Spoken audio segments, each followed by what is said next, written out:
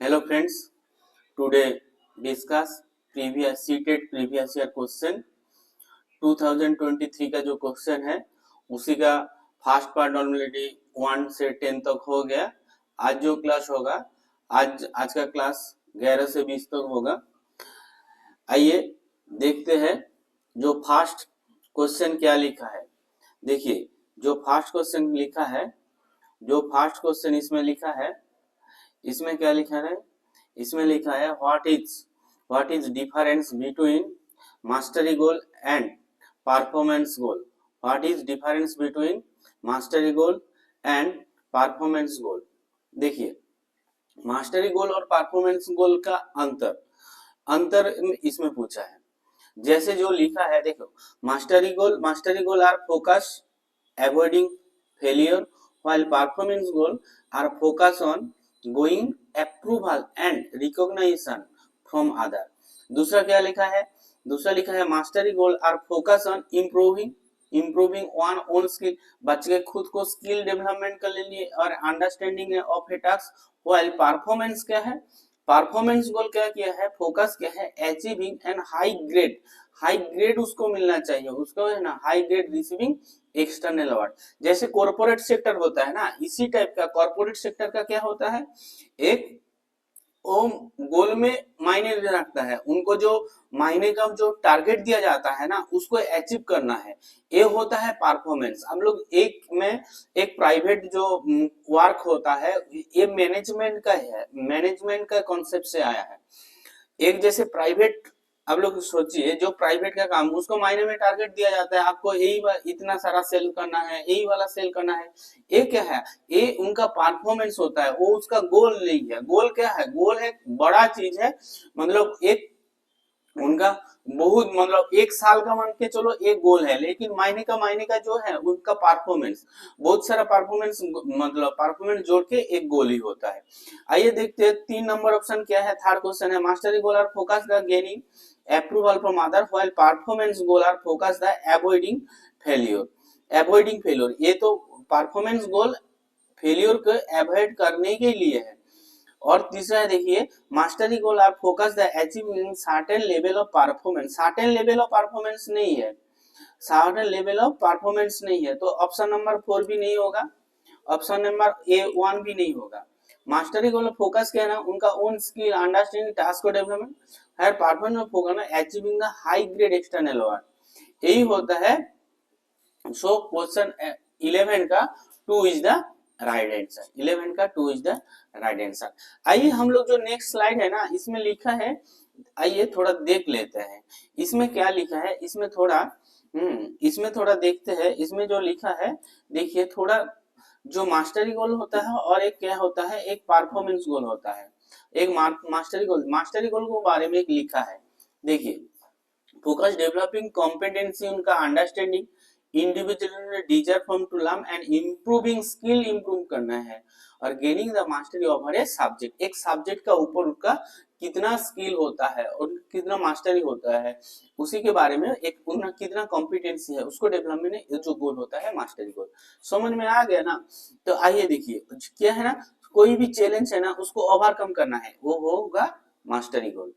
जैसे एक स्टूडेंट है ना, ये student want to understand calculus, mathematics का एक जो कैलकुलस होता है ना उसको थॉरोली है ना वो अंडरस्टैंड करने चाहते हैं, तो ये क्या होगा, ये होगा उनका मास्टरी गोल होगा।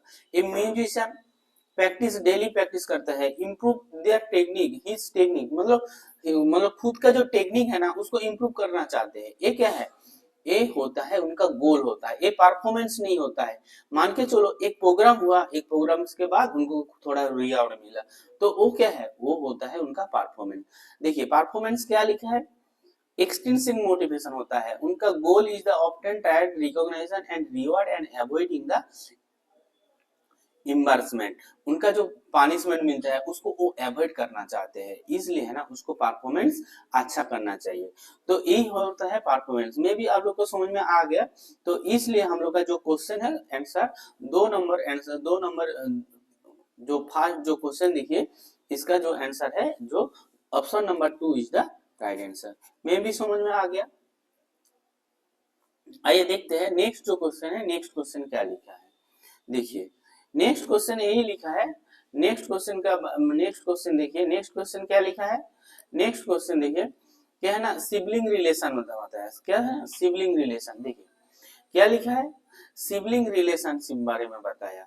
आइए आइए देख लेते हैं। सिबलिंग रिलेशन मतलब भाई बहन का जो रिश्ता होता है, are different in relation with the parents peer and play improve the role the socialization through childhood। क्या और क्या है ना, दूसरा क्या लिखा है, are similar to relationship with parents and peer play. Similar तो नहीं होगा, सिमिलर नहीं होगा। Play an important role only during the early childhood, only तो नहीं होगा। और do not have much role in socialization, तो 4 नंबर ऑप्शन भी नहीं होगा।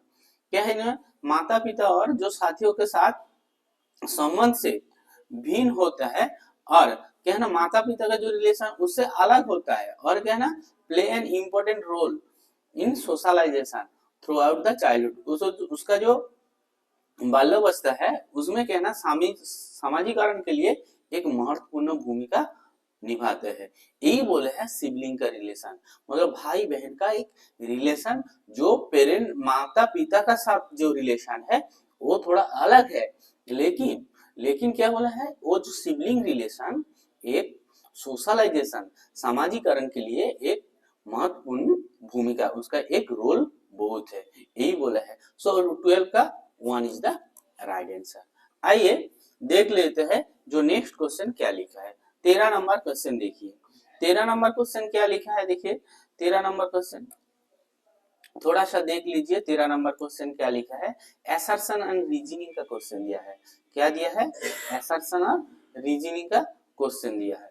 थोड़ा देखिए क्या लिखा है, read the following statement and choose the correct option. Correct option के बारे में पूछे। देखिए असर्शन क्या है, considerable variation exist development rate of among children. ये कंसीडर करता है जो बच्चे का जो डेवलपमेंट होता है, बच्चे का जो विकास होता है, बच्चे के बीच में जो विकासनात्मक डेवलपमेंटल और जो विकासनात्मक जो वेरिएशन दिखाई देता है वो अलग अलग रेट में होता है, मतलब अलग अलग चेंज होता है, भिन्नता आता है उसमें, भिन्न तो मौजूद है उसमें। समझ में आ गया ना, बच्चे का बीच विकासनात्मक दायरे में काफी भिन्नता मौजूद होती है, यही बोले हैं जो स्टेटमेंट 1। अच्छा इसका का ए तो सही है, ए भी सही है।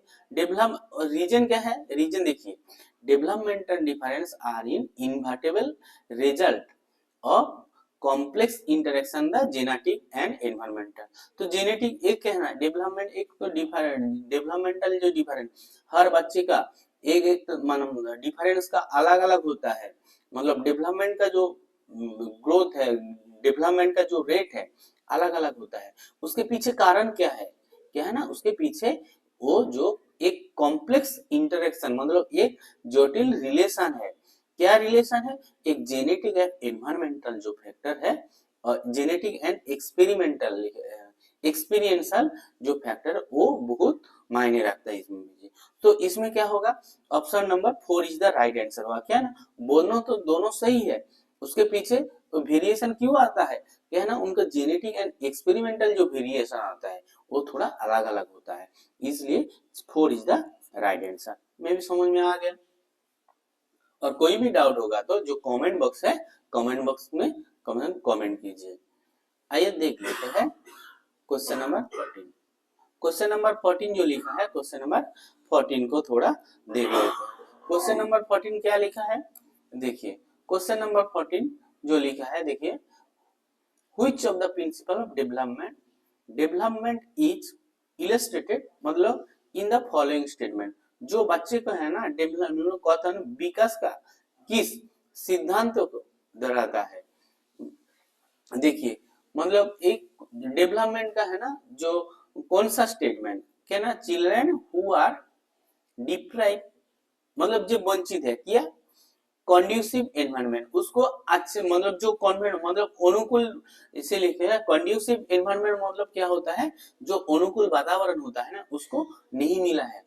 उसमें क्या है ना for learning language is there early have the some difficulty, उसको है ना अर्ली एज में क्या है ना उसको लर्निंग का उसका लैंग्वेज डेवलपमेंट के लिए एक डिफिकल्टी आ गया, जो है ना in picking the language the later life, मतलब जो लैंग्वेज का डेवलपमेंट नहीं हुआ, वो लैंग्वेज डेवलपमेंट नहीं हुआ, उसका क्या है ना, उसका मतलब आगे जाके है ना उनको लैंग्वेज मतलब लैंग्वेज लर्न करने के लिए थोड़ा दिक्कत आ गया, डिफिकल्टी आ गया, यही बोले हैं। अपनी शुरुआत दी बच्चे में भाषा सीखने का लिए अनुकूल वातावरण वंचित रहता है, मतलब वो वंचित है, डिप्राइव हुआ है, मतलब दैट टाइप ऑफ एनवायरनमेंट के लिए उसके उसका है ना जो असर है, उसका वो फ्यूचर जीवन में पड़ा है कि उसके क्या है ना डेवलपमेंट का कौन सा होता है। Development of language is totally depend on genetic, तो जेनेटिक का नहीं होता, जेनेटिक भी होता है, एनवायरनमेंट भी होता है। Language are cognitive and complex interaction, देख लेते हैं, language and cognition are complexly interaction, development is disorderly and unpredictable, ये भी नहीं होगा। There is a sensitive period of language development, क्या है ना जो बाल्यावस्था है ना, तो बाल development of language is totally depend on genetic नहीं होगा, language and cognition are complexly interlinked, मतलब जटिल रूप से है ना एक दूसरे से जुड़ा हुआ है, ये भी नहीं है, जटिल रूप से नहीं है, ये एक सोशली भी होता है। There is a sensitive period, मतलब एक जो छोटा बच्चे का जो पीरियड है ना, ये एक सेंसिटिव पीरियड होता है, जिस पीरियड में है ना बच्चे को लर्निंग मतलब लैंग्वेज डेवलपमेंट के लिए उनको ये एनवायरनमेंट देना चाहिए, तब उस जो बढ़ेगा मतलब अगले जीवन में उनका दिक्कत नहीं होगा। तो option number 4 is the right answer. आइए देखते हैं जो 15 का जो क्वेश्चन है उसमें क्या लिखा है। 15 का क्वेश्चन क्या लिखा है देख लेते हैं। 15 का जो क्वेश्चन क्या लिखा है, देखिए 15 का क्वेश्चन क्या लिखा है। 15 का क्वेश्चन क्या लिखा है, स्टूडेंट है ना एक डिस्लेक्सिया, स्टूडेंट स्ट्रगलिंग किया है ना, student struggling with dyslexia, dyslexia मतलब क्या होता है, वो पढ़ने में दिक्कत है, मतलब पढ़ने में भी उसका दिक्कत होता है, लर्न करने के लिए दिक्कत होता है, उसमें है ना can be taught to read, क्या ऑप्शन होगा, by encourage them to study the multiple distraction, by provide the higher grade level of reading text, ये भी तो नहीं होगा, through use the strict punishment नहीं होगा, through the systematic phonological training, देखिए क्या है ना एक डिस्लेक्सिया फोनोलॉजिकल ट्रेनिंग देना है। ऑप्शन नंबर 1 क्या लिखा है, by encouraging them to study the multiple distraction, उन्हें कोई विकर्षण में अध्ययन करने के लिए प्रोत्साहित करके, और अलग अलग टाइप का है ना जो कंटेंट रहता है उसको पढ़ाना चाहिए, ये भी नहीं होगा। तो option number 4 is the right answer. आइए देख लेते हैं नेक्स्ट जो क्वेश्चन है, नेक्स्ट क्वेश्चन नंबर 16 क्या लिखा है, देखिए थोड़ा क्वेश्चन नंबर 16 क्या लिखा है, थोड़ा देख लेते हैं क्वेश्चन नंबर 16 क्या लिखा है। क्वेश्चन नंबर 16 देखिए, the underlying principle of the understanding based teaching, किसके बारे में पूछा है, अंडरस्टैंडिंग बेस्ड टीचिंग। देखिए अंडरस्टैंडिंग बेस्ड टीचिंग मतलब क्या है, अंडरस्टैंडिंग अंतर्निहित जो बोध आधारित है, अंडरस्टैंडिंग बेस्ड मतलब जो बोध आधारित होता है।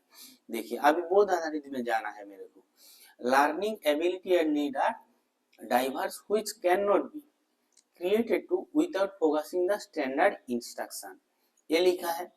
दूसरा लिखा है लर्नर आर पैसिव, लर्नर तो पैसिव ये तो नहीं होगा, learner can construct knowledge when provide with a facilitative environment to do so, मतलब कुछ करने के लिए उसको facilitated environment, learner no little and teaching involve transition on the, क्या लिटिल तो नहीं होगा, and teaching involve transmission of fact, transmission शिक्षार्थी कम जानते हैं और कम तो नहीं जानते हैं ना, तो ऑप्शन नंबर 4 भी होना, मतलब हम लोग दो ऑप्शन काट दिए। देखिए अंडरस्टैंडिंग में पूछा है, अंडरस्टैंडिंग में क्या है ना बच्चे खुद क्या है ना खुद सीखेगा, और सीख के बाद वो कुछ जो प्रॉब्लम होता है उनको क्या है ना प्रॉब्लम सॉल्व करेगा। लर्नर के पास एक एबिलिटी है and need are diverse which can not be cater to without focusing, can not तो नहीं होगा। देखिए क्या लिखा है हिंदी थोड़ा बहुत, जो विविध है क्या है ना उनको शिक्षार्थियों की जो क्षमताएं है, जो उसको जो एबिलिटी है, उनको जो एबिलिटी है, उनको एबिलिटी एंड नीड क्या है ना वो अलग अलग होता है, विच कैन नॉट तो अलग अलग होता है, इसलिए ना अंडरस्टैंडिंग बेस्ड टीचिंग इसको मतलब इसको बोलते हैं अंडरस्टैंडिंग। थर्ड ऑप्शन देखिए, learner can construct knowledge when provide with A facilitative environment, उनको फैसिलिटेटिव एनवायरनमेंट देने में उनको क्या होना, अंडरस्टैंडिंग। तो option number 3 is the right answer. आइए देखते हैं जो 17 नंबर जो क्वेश्चन है, 17 नंबर क्वेश्चन क्या होता है। 17 नंबर जो क्वेश्चन देखिए क्या लिखा है। 17 नंबर क्वेश्चन लिखा है, आइए, how can a teacher can help Aman, Aman को एक टीचर हेल्प करना चाहते हैं, वो कैसे हेल्प कर पाते हैं। Who is struggle with the complex problem develop problem solving skill, एक स्किल होता है जो प्रॉब्लम सॉल्विंग स्किल होता है। एक टीचर है ना, एक उनको हेल्प करना चाहते हो, कैसे वो हेल्प करेगा, तो इसके बारे में पूछा है। एनकरेज हिम और tell encourage him to brainstorming and generate idea, यही तो सही होगा। देखिए दूसरा तीसरा नहीं होगा, क्यों, tell him give up in the problem जो हुआ है उसे गिव अप कर दो, उसको छोड़ दीजिए। डिस्करेज नहीं होगा, गिव अप नहीं होगा। Provide him the answer, answer भी नहीं होगा। तो 17 का आंसर क्या होगा, 1 ही होगा। आइए देख लेते हैं जो नेक्स्ट क्वेश्चन क्या है। क्वेश्चन नंबर 18 का देखिए, जो क्वेश्चन नंबर 18 क्या लिखा है। देखिए क्वेश्चन नंबर 18 जो लिखा है, आइए देख लेते हैं। एक कंडीसिव क्लासरूम मतलब एक अनुकूल, कंडीसिव मतलब जो अनुकूल कक्षा है, जो उसका जो एनवायरनमेंट है फॉर लर्निंग मिडिल क्लास के लिए, मिडिल क्लास के लिए एक अनुकूल जो एनवायरनमेंट क्लासरूम होगा उसको क्या है ना। देखिए कॉम्पिटिटिव एथोस तो नहीं होगा, कंडीशन एंड एनफोर्समेंट से नहीं होगा, फियर एंड पनिशमेंट से नहीं होगा, तो कोऑपरेटिव लर्निंग है सही आंसर। समझ में आ गया ना, कोऑपरेटिव लर्निंग जो ऑप्शन है, ऑप्शन से हिसाब से जाना है। आइए 19 का जो है क्वेश्चन उसको देख लेते हैं। 19 का जो क्वेश्चन दिया है, ले भाइगोस्टी के बारे में बताया, भाइगोस्टी का बारे में बताया। देखिए भाइगोस्टी बारे में क्या बताया, देखिए ले भाइगोस्टी बिलीव क्या है ना, it is the discontinuing nature, ये तो डिसकंटिन्यूइंग सोशली है ना, continuous nature is unfold the generative program, ये भी नहीं होगा, ये है ना, ये भी नहीं होगा। Results direct from the maturation, उनको है ना ज्यादा से ज्यादा एज जितना बढ़ेगा उनका एडोप्टेशन होगा, मैच्योरेशन बढ़ेगा, उसी हिसाब से बोले तो रिजल्ट ऑफ द, ये भी नहीं होगा। Result directly from the social interaction से क्या होगा, उनका क्या है ना डेवलपमेंट होगा, यही बिलीव करता है ज्यादा से ज्यादा। इसलिए जो ले भाइगोस्टी का थ्योरी क्या है, सोशल कॉन्स्ट्रक्टिविज्म, मतलब जो सोशल है, सोशल के साथ सोशल एनवायरनमेंट है उसके साथ वो इंटरेक्ट करेगा, इंटरेक्ट करके है ना उसका डेवलपमेंट होगा, उसका है ना क्या डेवलपमेंट मतलब क्या, उनको बिहेवियर में चेंज आया जाएगा, उनको लर्निंग हो जाएगा, यही बोला है जो भाइगोस्टी का थ्योरी। देख लो तो option number 4 is the right answer. आज का जो लास्ट क्वेश्चन है, लास्ट क्वेश्चन देख लेते हैं, लास्ट क्वेश्चन क्या लिखा है। देखिए लास्ट क्वेश्चन क्या लिखा है, जो लिखा है लास्ट क्वेश्चन देखिए थोड़ा क्या लिखा है लास्ट क्वेश्चन, आइए देख लेते हैं। लास्ट क्वेश्चन जो लिखा है, देखो पियागेट के बारे में बताया। और चैनल मेरा क्लास अच्छा लगे तो चैनल को सब्सक्राइब कीजिए और मेरे साथ जुड़े रहिए। और मेरा एक व्हाट्सएप ग्रुप है जो डिस्क्रिप्शन बॉक्स में रहेगा, उसके साथ जुड़ जाइए। और जल्दी से जल्दी जो वीडियो है उनको अपडेट, मतलब जो वीडियो आता है उनको नोटिफिकेशन पाने के लिए मेरा व्हाट्सएप ग्रुप है, आप जुड़ जाइए। और जो दोस्त है जिन लोग सीटेट का पेपर 1 पेपर 2 का प्रिपरेशन ले रहे हैं उनके साथ शेयर कीजिए। आइए देखते हैं जो लास्ट क्वेश्चन है, आज का क्लास का जो लास्ट क्वेश्चन है 20 नंबर क्वेश्चन है, वो क्या है ना पियागेट के बारे में बताया। According to Piaget the 4 qualitative different stage, आप लोग जैसे पियागेट के 4 स्टेज है।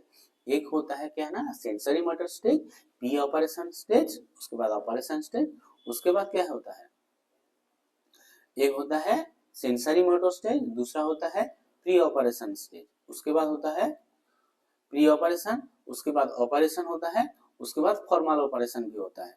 ये होता है 4 स्टेज। देखिए ये जो 20 का क्वेश्चन क्या है ना, जो ऑप्शन क्या है पियाजे के क्वालिटेटिव डिफरेंस के बारे में बताया। Very vastly across the various culture in the world illustrate that children mind and mature adult mind are depend upon the genetic code or represent the universal pattern of development of child। universal pattern भी नहीं बात है, are depend upon the genetic code of the children। और क्या है ना very भास्टली across क्या है ना दुनिया का विभिन्न जो संस्कृतियों में है ना उसको व्यापक रूप में से ना भिन्न होता है। तो कल्चर के बारे में कुछ नहीं बताया, ये भाई गोष्ठी नहीं बताया है। इलस्ट्रेट मतलब क्या है ना जो उदाहरण को देता है, child mind are matured adult, इसके है ना जो चाइल्ड माइंड होता है वो एडल्ट से है ना मैच्योर्ड, इसके बारे में बताया। इसके बारे में भी मतलब चाइल्ड का जो माइंड होता है वो मैच्योर्ड होता है क्या है ना एडल्ट से। देखिए और तीसरा ऑप्शन दिया है are depend upon the genetic code of the children, बच्चे को जो जेनेटिक कोड पर उसका निर्भर होता है वो क्या है ना उसका स्टेज। देखो स्टेज क्या है ना एक दिया है 0 से 2 वर्ष है सेंसरी मोटर से, प्री ऑपरेशन से, उसके बाद है ना प्री ऑपरेशन स्टेज क्या दिया है 2 से 7 वर्ष तक है। उसके बाद क्या है ना प्री ऑपरेशन ऑपरेशनल स्टेज क्या है 7 से 11 दिया है। एक है ना जेनेटिक से दिया है एक, और उसके बाद क्या है 11 से क्या है ना एडल्टहुड तक दिया है, यही होगा। तो हम लोग का जो option number 3 is the right answer. मैं भी समझ में आ गया। तो आज की क्लास यहाँ तक है। तो थैंक यू फॉर वाचिंग। आप लोग बहुत बहुत बधाई हो मेरा क्लास देखने के लिए। आज की क्लास यहाँ तक है। उसके बाद जो नेक्स्ट क्लास जो अगले दिन होगा, जो नेक्स्ट क्लास होगा कब नेक्स्ट क्लास जो 21 से जो 30 तक जो क्वेश्चन है चाइल्ड डेवलपमेंट का उसका डेवलपमेंट होगा। Thank you for watching.